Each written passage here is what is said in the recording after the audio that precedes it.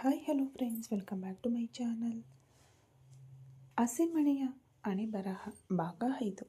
ಅವನು ತನ್ನ ಮದುವೆಯನ್ನು ಯಾವುದೇ ಪರಿಸ್ಥಿತಿಯಲ್ಲೂ ನಡೆಯಲು ಬಿಡುವುದಿಲ್ಲ ಎಂದು ಮೊದಲೇ ತಿಳಿದು ನಾನು ನೋಡಿದ ಮದುವೆಗೆ ಒಪ್ಪಿಕೊಂಡು ಕಲ್ಯಾಣ ಮಂಟಪದಲ್ಲಿ ಅವನು ಬಂದು ತಾಳಿ ಕಟ್ಟುತ್ತಿದ್ದರೆ ತಾಳಿ ಕಟ್ಟಿಸಿಕೊಂಡು ಅವನೊಂದಿಗೆ ಹೊರಟು ಹೋಗಿ ನಮ್ಮ ಮಾನ ಕಳೆದಳು. ನನಗೆ ಈ ಮದುವೆ ಇಷ್ಟವಿಲ್ಲ ಚಿಕ್ಕಮ್ಮ ಎಂದು ಮೊದಲೇ ಹೇಳಿದರೆ ನಾನು ಈ ಮದುವೆಯ ಬಗ್ಗೆ ಮಾತನಾಡುವವಳೇ ಆಗಿರಲಿಲ್ಲವಲ್ಲ. ನಿನ್ನ ಇಷ್ಟ ತಾಯಿ, ನಿನಗೆ ಇಷ್ಟ ಬಂದವರನ್ನೇ ಮದುವೆಯಾಗು ಎಂದು ಹೇಳುತ್ತಿದ್ದೆನಲ್ಲವೇ ಎಂದು ಗಂಡನ ಮೇಲೆ ದೂರುತ್ತಾಳೆ ದಾಮಿನಿ. ಹೆಂಡತಿಯ ಮಾತುಗಳಿಗೆ ಏನೂ ಮಾತನಾಡಲಾಗದೆ ಮೌನವಾಗಿ ಕೇಳುತ್ತಿರುತ್ತಾರೆ ಆತ. ಅವಳು ಆರಾಮವಾಗಿ ಮದುವೆಯಾಗಿಯೇ ಹೊರಟು ಹೋದಳು. ಈಗ ನಮ್ಮ ಪರಿಸ್ಥಿತಿ ಏನು? ಅವಳು ತರುತ್ತಿದ್ದ ಸಂಬಳದ ದುಡ್ಡಿನಿಂದಲೇ ನಮ್ಮ ಮನೆ ನಡೆಯುತ್ತಿತ್ತು. ನಿನಗೆ ಚಿಕಿತ್ಸೆ ಕೊಡಿಸಬೇಕೆಂದರೂ ಈಗ ಒಂದು ಬಿಡಿಗಾಸಿಲ್ಲ. ಈಗ ಅವಳ ಪಾಡಿಗೆ ಅವಳು ಹೊರಟು ಹೋದಳು. ನಾನು ತಂದ ಸಂಬಂಧವನ್ನು ಮಾಡಿಕೊಂಡಿದ್ದರೆ ನಮ್ಮ ಮನೆ ಖರ್ಚಿನ ಜೊತೆಗೆ ನಿನಗೂ ಚಿಕಿತ್ಸೆ ಕೊಡಿಸುತ್ತೇನೆ ಎಂದಿದ್ದ ಆ ಗಂಡು ಈಗ ಆ ಆಸೆಯೂ ಇಲ್ಲ. ನಾಳೆಯಿಂದ ನಮ್ಮ ಊಟ ಉಪಚಾರ ಹೇಗೆ ನಡೆಯುತ್ತದೋ ಏನೋ ಎಂದು ಗಂಡನ ಮೇಲೆ ರೇಗಾಡುತ್ತಾ ಸೋಫಾದಲ್ಲಿ ಕುಳಿತು ಬೆಳಗಾದರೆ ಏನು ಮಾಡುವುದೆಂದು ಯೋಚಿಸುತ್ತಿರುತ್ತಾಳೆ ದಾಮಿನಿ. ವಿಶಿಖಾಳನ್ನು ರೂಮಿನಲ್ಲಿ ಬಂಧಿಸಿ ಮೇಲಕ್ಕೆ ಹೋದ ವಿರಾಟ್ನ ಮೈಂಡ್ನಲ್ಲಿ ಏನೇನೋ ಯೋಚನೆಗಳು ಹಾಗೆ ಗಿರ್ರನೆ ತಿರುಗುತ್ತಿರುತ್ತವೆ. ಎಷ್ಟೊತ್ತಿಗೂ ಆ ಯೋಚನೆಗಳು ಒಂದು ಹತೋಟಿಗೆ ಬಾರದಿದ್ದಾಗ ಒಮ್ಮೆಲೆ ಯೋಚನೆಗಳಿಗೆ ಬ್ರೇಕ್ ಕೊಡುತ್ತಾ ವಾಶ್ರೂಮ್ಗೆ ಹೋಗಿ ಶವರ್ ಕೆಳಗೆ ನಿಲ್ಲುತ್ತಾನೆ ವಿರಾಟ್. ತಣ್ಣನೆಯ ನೀರು ತಲೆಯ ಮೇಲಿಂದ ಭುಜದ ಮೂಲಕ ಕೆಳಗೆ ಜಾರುತ್ತಿದ್ದರೆ ವಿರಾಟ್ನ ಮೈಂಡ್ ಸ್ವಲ್ಪವಾಗಿ ರಿಲ್ಯಾಕ್ಸ್ ಆಗುತ್ತಿರುತ್ತದೆ. ಅರ್ಧ ಗಂಟೆ ಹಾಗೆ ತಣ್ಣೀರಿನ ಶವರ್ ಕೆಳಗೆ ನಿಂತು ಯೋಚನೆಗಳಿಂದ ಬಿಸಿಯಾಗಿದ್ದ ತಲೆ ಸ್ವಲ್ಪ ತಣ್ಣಗಾದ ಮೇಲೆ ಸ್ನಾನ ಮಾಡಿ ಹೊರಬಂದು ತಲೆ ಒರೆಸಿಕೊಂಡು ಡ್ರೆಸ್ ಚೇಂಜ್ ಮಾಡಿಕೊಳ್ಳುತ್ತಾನೆ. ಆಫೀಸ್ನಲ್ಲಿ ವರ್ಕ್ ಎಲ್ಲಿಯವರೆಗೆ ಬಂದಿದೆ ಎಂದು ಫೋನ್ ಮಾಡಿ ತಿಳಿದುಕೊಂಡು ಅವರಿಗೆ ಕೆಲವು ಆರ್ಡರ್ಸ್ ಪಾಸ್ ಮಾಡಿ ಲ್ಯಾಪ್ಟಾಪ್ ಓಪನ್ ಮಾಡುತ್ತಾನೆ. ಅದರಲ್ಲಿ ಬಂದಿದ್ದ ಮೇಲ್ಗಳನ್ನು ಚೆಕ್ ಮಾಡಿಕೊಂಡು ಅವುಗಳಿಗೆ ರಿಪ್ಲೈ ಕೊಟ್ಟು ಹಾಗೆ ಸೋಫಾದಲ್ಲಿ ಹಿಂದಕ್ಕೆ ವಾಲಿದ ವಿರಾಟ್ಗೆ ಸ್ವಲ್ಪ ಹೊತ್ತಿಗೆ ನಿದ್ದೆ ಹತ್ತಿದ್ದರಿಂದ ಸಣ್ಣ ನ್ಯಾಪ್ ಮಾಡಿ ಅವನು ಎಚ್ಚರಗೊಳ್ಳುವಷ್ಟರಲ್ಲಿ ಟೈಮ್ 2 ಆಗಿರುತ್ತದೆ. ಕಣ್ಣು ತೆರೆದು ವಾಲ್ ಕ್ಲಾಕ್ ಕಡೆ ನೋಡಿದ ವಿರಾಟ್ಗೆ ಟೈಮ್ 2 ಆಗಿದೆ ಎಂದು ತಿಳಿಯುತ್ತಿದ್ದಂತೆ ಕೆಳಗೆ ಬಂದು ನೋಡುವಷ್ಟರಲ್ಲಿ ತಾನು ಹೀಗೆ ಆ ರೂಮಿನ ಚಿಲಕ ಹಾಕಿದ್ದನೋ ಹಾಗೇ ಇರುತ್ತದೆ. ಅದರಿಂದ ಯಾರು ಕೂಡ ಬಾಗಿಲು ತೆಗೆದು ಅವಳಿಗೆ ಸಹಾಯ ಮಾಡುವ ಯೋಚನೆ ಮಾಡಿಲ್ಲ ಎಂದು ಅರ್ಥವಾಗಿ ಕೆಲಸದಾಕೆಯನ್ನು ಕರೆದು ಅವಳಿಗೆ ಊಟ ತೆಗೆದುಕೊಂಡು ಹೋಗಲು ಹೇಳುತ್ತಾನೆ ವಿರಾಟ್. ಆ ಕೆಲಸದಾಕೆ ವಿರಾಟ್ನ ಮಾತು ಮತ್ತು ನೋಟಕ್ಕೆ ಭಯಪಡುತ್ತಲೇ ಹಾಗೆ ಆಗಲಿ ಸರ್ ಎನ್ನುತ್ತಾ ಅಲ್ಲಿಂದ ಕಿಚನ್ಗೆ ಹೊರಟು ಹೋಗುತ್ತಾಳೆ. ಒಳಗೆ ಹೋದರೂ ಅವಳ ಎದೆ ಬಡಿತ ಕಡಿಮೆಯಾಗದೆ ಒಂದು ಗ್ಲಾಸ್ ನೀರನ್ನು ಗಟಗಟನೆ ಕುಡಿಯುತ್ತಿದ್ದರೆ ಪಕ್ಕದಲ್ಲೇ ಇದ್ದ ಮತ್ತೊಬ್ಬಳು ಏನಾಯಿತು, ಯಾಕೆ ಅಷ್ಟು ಭಯಪಡ್ತಾ ಇದೆಯಾ ಎಂದು ಕೇಳುತ್ತಾಳೆ.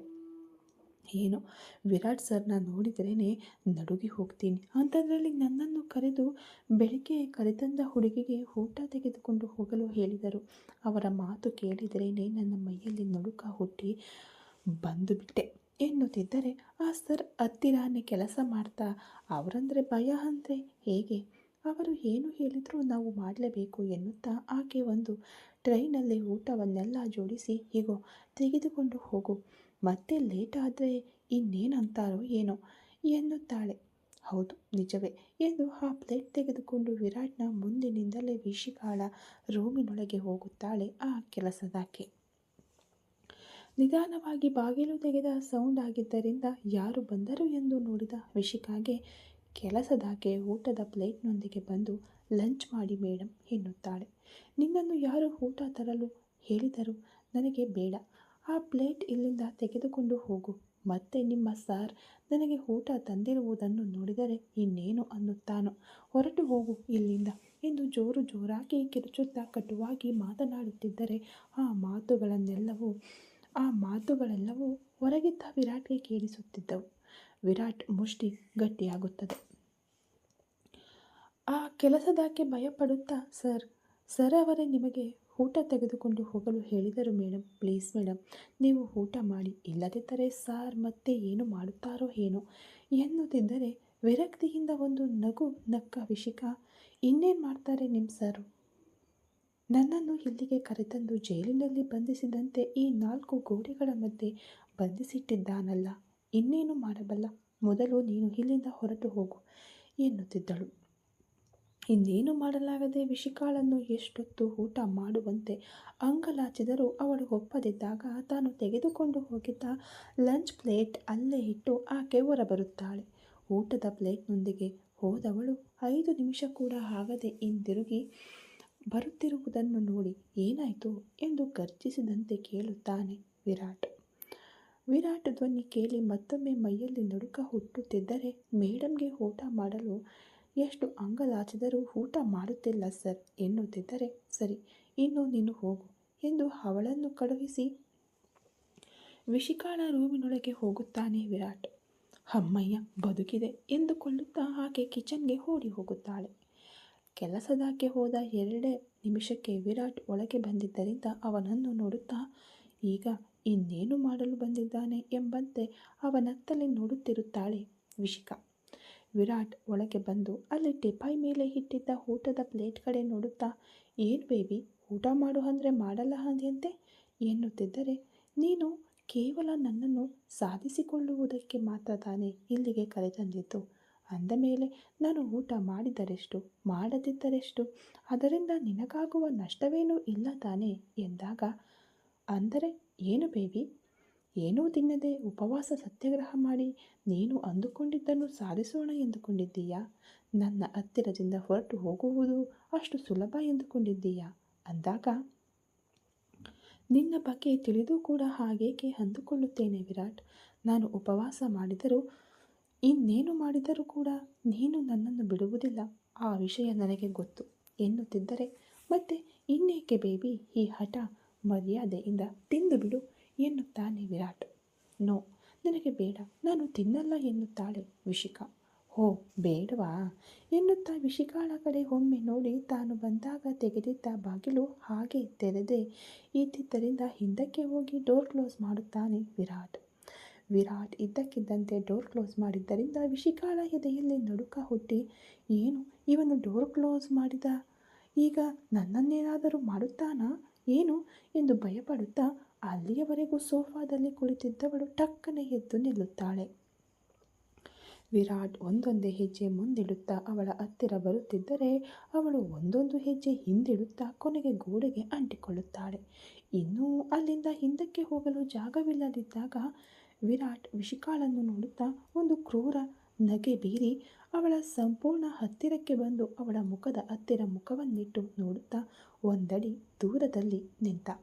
ವಿರಾಟ್ ತುಂಬ ಹತ್ತಿರದಲ್ಲಿದ್ದರಿಂದ ವಿಶಿಖಾ ತಕ್ಷಣ ತನ್ನ ಮುಖವನ್ನು ಪಕ್ಕಕ್ಕೆ ತಿರುಗಿಸುತ್ತಾ ಅಲ್ಲಿಂದ ಪಕ್ಕಕ್ಕೆ ಸರಿಯಲು ನೋಡುತ್ತಾಳೆ. ವಿಶಿಖಾ ಹಾಗೆ ಸರಿಯುವಷ್ಟರಲ್ಲಿ ಒಂದು ಕ್ಷಣದಲ್ಲಿ ವಿಶಿಖಾಳ 2 ಕಡೆ ತನ್ನ 2 ಕೈಗಳನ್ನು ಅಡ್ಡಲಾಗಿ ಇಟ್ಟು ಅವಳನ್ನು ಸಂಪೂರ್ಣವಾಗಿ ಗೋಡೆಗೆ ಲಾಕ್ ಮಾಡಿ ಇನ್ನಷ್ಟು ಅವಳ ಹತ್ತಿರ ಬರುತ್ತಾನೆ ವಿರಾಟ್.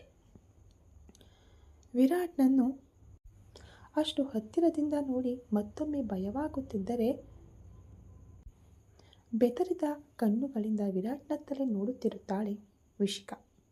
ಏನು ಬೇಬಿ, ಇದುವರೆಗೆ ರಾಣಿ ರುದ್ರಾದೇವಿಯಂತೆ ಧೈರ್ಯವಾಗಿ ಎಷ್ಟೋ ಡೈಲಾಗ್ಸ್ ಹೊಡೆದೆ, ನಾನು ಒಂದೇ ಒಂದು ಹೆಜ್ಜೆ ನಿನ್ನ ಹತ್ತಿರ ಬಂದ ತಕ್ಷಣ ನಿನ್ನ ಮೈಯಲ್ಲಿ ನಡುಕ ಹುಟ್ಟಿದಂತಿದೆ ಎಂದು ಅದುರುತ್ತಿದ್ದ ಅವಳ ತುಟಿಗಳನ್ನು ತನ್ನ ಕೈ ಬೆರಳುಗಳಿಂದ ಸವರಿದರೆ ವಿರಾಟ್ ಏನು ಮಾಡುತ್ತಾನೋ ಏನೋ ಎಂದು ವಿಶಿಖಾಳ ಹೃದಯ 120 ಸ್ಪೀಡ್ನಲ್ಲಿ ವೇಗವಾಗಿ ಬಡಿದುಕೊಳ್ಳುತ್ತಿರುತ್ತದೆ.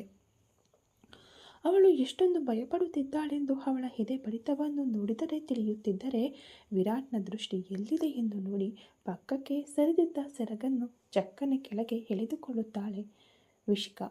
ವಿಶಿಖಾಳ ಈ ವರ್ತನೆಗೆ ವಿರಾಟ್ ಮತ್ತೊಮ್ಮೆ ಸೈಡ್ ಸ್ಮೈಲ್ ಕೊಡುತ್ತಾ ಗಾಳಿಗೆ ಹಾರುತ್ತಿದ್ದ ಅವಳ ಮುಂಗುರುಳನ್ನು ತನ್ನ ತೋರು ಬೆರಳಿನಿಂದ ಕಿವಿಯ ಹಿಂದೆ ಸವರುತ್ತಾ, ಈ ಭಯ ಮೊದಲೇ ಇರಬೇಕಿತ್ತು ಬೇಬಿ.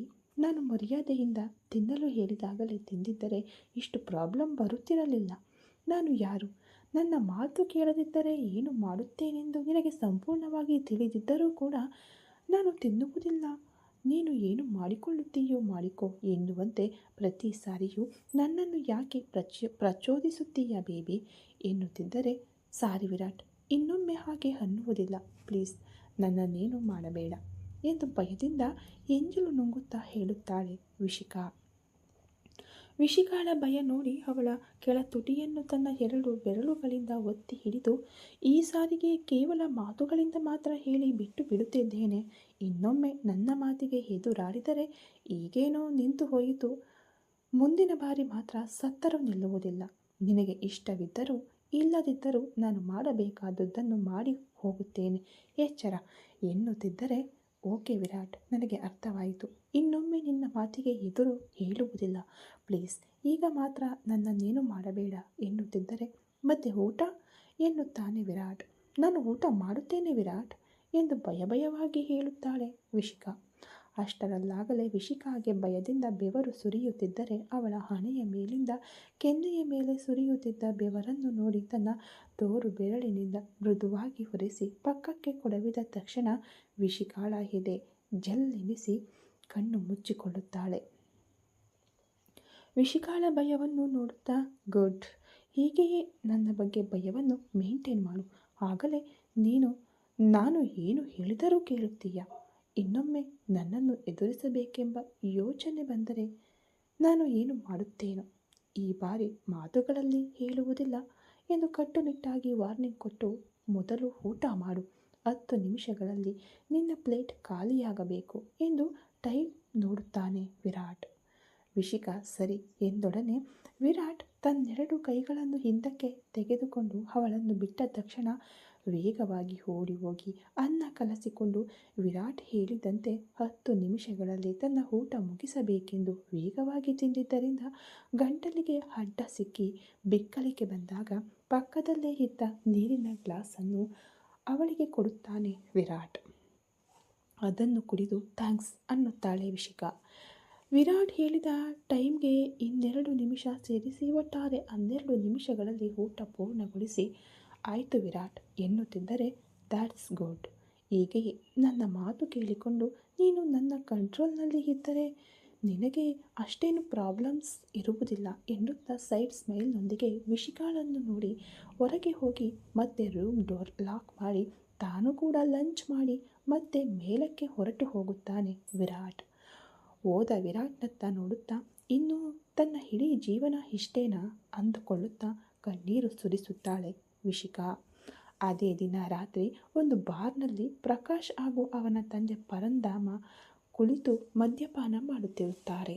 ಎಷ್ಟು ಕುಡಿದರೂ ಬೆಳಿಗ್ಗೆ ನಡೆದದ್ದನ್ನು ಮರೆಯಲಾಗದೆ ವೈನ್ ಗ್ಲಾಸನ್ನು ಕೋಪದಿಂದ ಟೇಬಲ್ ಮೇಲೆ ಇಡುತ್ತಾ, ಏನೋ ಪ್ರಕಾಶ್ ಹೀಗಾಯಿತು, ನಾವು ಅಂದುಕೊಂಡಿದ್ದೇನು, ಇಲ್ಲಿ ನಡೆದದ್ದೇನು ಎಂದು ಪ್ರಕಾಶ್ನ ಬಳಿ ರೋಧಿಸುತ್ತಿರುತ್ತಾನೆ ಪರಂಧಾಮ. ಅದೇ ಅಪ್ಪ, ನನಗೂ ಅರ್ಥವಾಗುತ್ತಿಲ್ಲ.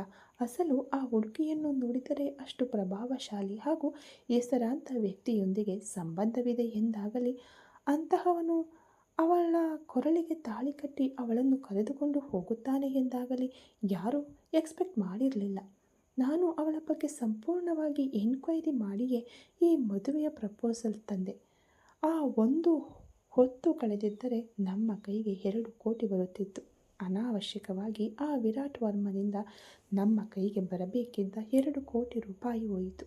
ನನಗೆ ಕಣ್ಣು ಮುಚ್ಚಿ ತೆರೆದರೂ ಕೂಡ ಆ ಹಣವೇ ಕಣ್ಣ ಮುಂದೆ ಕಾಣಿಸುತ್ತಿದೆ.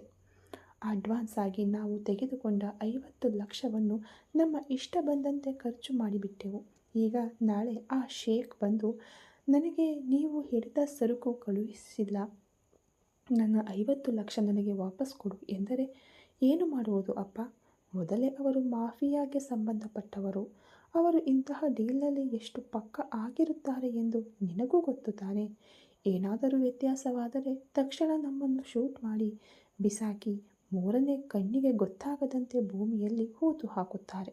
ಈಗ ಏನು ಮಾಡುವುದು ಅಪ್ಪ ಎಂದು ಪ್ರಕಾಶ್ ಕೂಡ ತಂದೆಯ ಬಳಿ ಅಳಲು ತೋಡಿಕೊಳ್ಳುತ್ತಿರುತ್ತಾನೆ. ಆಗ ಪರಂಧಾಮ ಹೇಳುತ್ತಾನೆ, ಹಾಗಾದರೆ ಈಗ ಏನು ಮಾಡೋಣವೋ? ಇದುವರೆಗೆ ನಿನಗೆ 5 ಮದುವೆಗಳನ್ನು ಮಾಡಿ ಆ ಹುಡುಗಿಯರೆಲ್ಲರನ್ನೂ ಆ ದುಬೈ ಶೇಖ್ಗೆ ಮಾರಿಬಿಟ್ಟೆವು. ಅವರು ಏನಾದರೂ ಎಂದು ಯಾರಿಗೂ ತಿಳಿಯದಂತೆ ಅತಿ ಜಾಗರೂಕತೆಯಿಂದ ಮ್ಯಾನೇಜ್ ಮಾಡಿದೆವು. ಅದಕ್ಕೆ ತಾನೇ ಯಾರೂ ಇಲ್ಲದ ಬಡವರ ಹೆಣ್ಣು ಮಕ್ಕಳನ್ನು ಸುಂದರವಾಗಿರುವವರನ್ನು ಸೆಲೆಕ್ಟ್ ಮಾಡಿ ಮದುವೆಯ ಹೆಸರಿನಲ್ಲಿ ಅವರನ್ನು ಲಾಕ್ ಮಾಡುವುದು. ಒಂದು ವೇಳೆ ಕಾಣೆಯಾದರೂ ಕೂಡ ಅವರ ಹತ್ತಿರ ದುಡ್ಡು ಇರುವುದಿಲ್ಲ, ಪ್ರಭಾವ ಇರುವುದಿಲ್ಲ. ಹಾಗಾಗಿ ಪೊಲೀಸ್ ಸ್ಟೇಷನ್ಗೆ ಹೋದರೂ ಒಂದೆರಡು ದಿನ ಏನೋ ಹುಡುಕಿದಂತೆ ಮಾಡುತ್ತಾರೆ. ಸಿಗದಿದ್ದರೆ ಬಿಟ್ಟು ಬಿಡುತ್ತಾರೆ. ಅವರೇ ಅತ್ತು ನನ್ನ ಮಗಳು ಏನಾದಳೋ ಎಂದು ಸುಮ್ಮನಾಗುತ್ತಾರೆಯೇ ಹೊರತು ನಾವು ಅವರಿಗೆ ಸಿಕ್ಕಿ ಬೀಳುವುದಿಲ್ಲ. ಈಗಲೂ ಹಾಗೆ ಅಂದುಕೊಂಡೆ ತಾನೇ ವಿಶಿಕಾಳ ಸೌಂದರ್ಯ ನೋಡಿ ಅವಳನ್ನು ಸೆಲೆಕ್ಟ್ ಮಾಡಿಕೊಂಡದ್ದು. ಒಂದು ದಿನ ಅವಳು ಆಫೀಸ್ಗೆ ಹೋಗುತ್ತಾ ಬಸ್ ಸ್ಟಾಪ್ನಲ್ಲಿ ನಿಂತಿದ್ದಾಗ ಅವಳ ಅಂದ ನೋಡಿ ನನಗೆ ಮತಿ ಹೋಯಿತು. ಹೇಗಾದರೂ ಅವಳನ್ನು ನಾನು ಮದುವೆಯಾಗಿ ಅವಳ ಅಂದವನ್ನು ನನ್ನ ಸ್ವಂತ ಮಾಡಿಕೊಳ್ಳಬೇಕೆಂದುಕೊಂಡೆ. ಕೆಲವು ದಿನ ಅವಳ ಅಂದವನ್ನು ತಣಿವೀರ ಅನುಭವಿಸಿದ ನಂತರ ಆಮೇಲೆ ಅವಳನ್ನು ಆ ಶೇಖಗೆ ಮಾರಬೇಕೆಂದುಕೊಂಡಿದ್ದೆ. ಅದಕ್ಕೆ ಅವಳನ್ನು ಲೈನ್ನಲ್ಲಿ ತರಲು ಅವಳ ಮನೆಯ ಪರಿಸ್ಥಿತಿಯನ್ನು ಕೂಡ ಸಂಪೂರ್ಣವಾಗಿ ತಿಳಿದುಕೊಂಡೆ.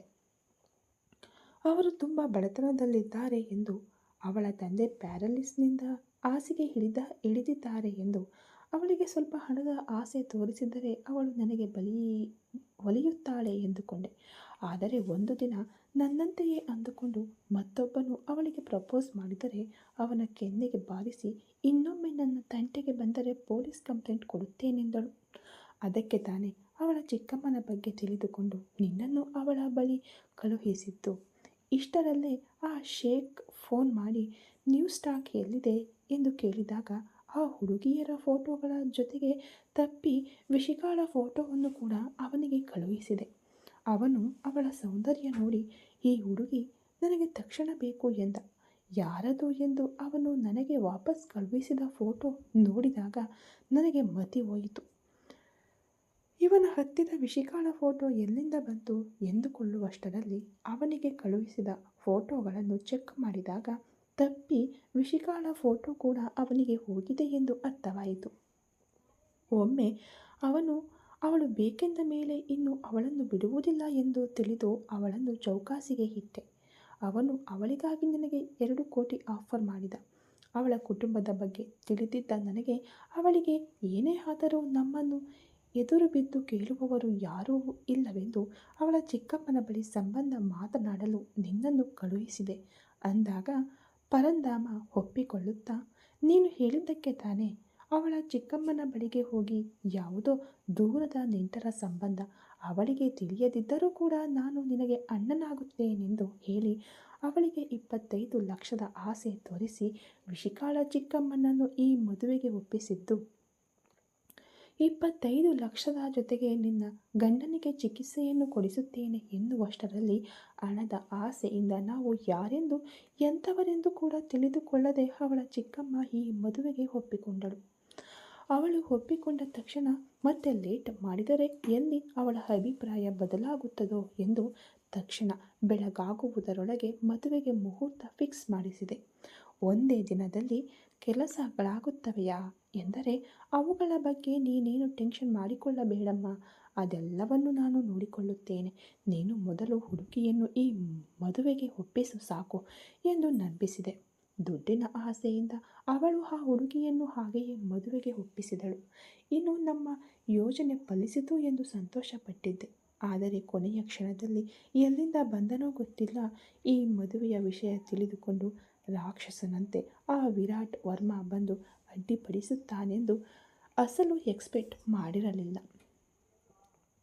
ಇನ್ನೆರಡು ದಿನದಲ್ಲಿ ಯಾವುದೇ ಪರಿಸ್ಥಿತಿಯಲ್ಲಾದರೂ ಆ ದುಬೈ ಶೇಖಗೆ ನಾವು ವಿಶಿಕಾಳನ್ನು ಒಪ್ಪಿಸಬೇಕು. ಇಲ್ಲದಿದ್ದರೆ ಅವನು ಏನು ಮಾಡುತ್ತಾನೋ ಕೂಡ ನಮಗೆ ತಿಳಿದಿಲ್ಲ. ಮೊದಲೇ ಅಡ್ವಾನ್ಸ್ ಆಗಿ ತೆಗೆದುಕೊಂಡ ಹಣವು ಖಾಲಿಯಾಗಿದೆ ಎಂದು ಪೆಗ್ ಮೇಲೆ ಪೆಗ್ ಹೊಡೆಯುತ್ತಿರುತ್ತಾನೆ ಪರಂಧಾಮ. ಅದೇ ತಾನೇ ಅಪ್ಪ, ನನಗೂ ಟೆನ್ಷನ್ ಆಗ್ತಾ ಇರೋದು. ಇದುವರೆಗೆ 5 ಜನ ಹುಡುಗಿಯರನ್ನು ಕಳುಹಿಸಿದಾಗ ಯಾವುದೇ ವ್ಯತ್ಯಾಸವಾಗಿರಲಿಲ್ಲ. ಹಾಗಾಗಿ ನಮ್ಮನ್ನು ನಂಬಿ 50 ಲಕ್ಷ ಮೊದಲೇ ಕೊಟ್ಟಿದ್ದಾನೆ ಅವನು. ಇಲ್ಲದಿದ್ದರೆ ಸರಕು ಮುಟ್ಟುವವರೆಗೂ ಅಷ್ಟು ದುಡ್ಡು ನಮ್ಮ ಕೈಗೆ ಕೊಡುತ್ತಿರಲಿಲ್ಲ. ಮೊದಲು ವಿಶಿಕಾಳ ಫೋಟೋ ನೋಡಿದಾಗಿನಿಂದ ಅವಳ ಸೌಂದರ್ಯಕ್ಕೆ ಮರುಳಾಗಿ ಇದುವರೆಗೆ ಯಾರಿಗೂ ಕೊಡದಷ್ಟು ಹಣ 2 ಕೋಟಿ ಆಫರ್ ಮಾಡಿದ್ದಾನೆ ಅವನು. ವಿಶಿಕಾಳ ಅಂದ ನೋಡಿ ನಾನು ಟೆಂಪ್ಟ್ ಆಗಿ ಮೊದಲನೇ ರಾತ್ರಿ ಅವಳೊಂದಿಗೆ ಕಳೆದು ಆಮೇಲೆ ಆ ಶೇಖ್ಗೆ ಒಪ್ಪಿಸೋಣ ಎಂದುಕೊಂಡಿದ್ದೆ. ಆದರೆ ಅವನು 2 ಕೋಟಿ ಆಫರ್ ಮಾಡುವಾಗಲೇ ವಿಶಿಕಾಳನ್ನು ಕನ್ನಿಯಾಗಿಯೇ ಒಪ್ಪಿಸಬೇಕೆಂದು ಅವನು ಹಾಕಿದ ಕಂಡೀಷನ್ಗೆ ಬಾಯಿ ಮುಚ್ಚಿಕೊಂಡು ಇನ್ನೇನೂ ಮಾಡಲಾಗದೆ ಅವಳ ಅಂದದ ಮೇಲೆ ಆಸೆ ಇದ್ದರೂ ಕೂಡ ಅವಳನ್ನು ಹಾಗೆಯೇ ಆ ದುಬೈ ಶೇಖ್ಗೆ ಒಪ್ಪಿಸಬೇಕೆಂದುಕೊಂಡೆ. ಈಗ ನೋಡಿದರೆ ಆ ಮದುವೆ ಮುರಿದು ಬಿದ್ದು ಹೀಗಾಯಿತು.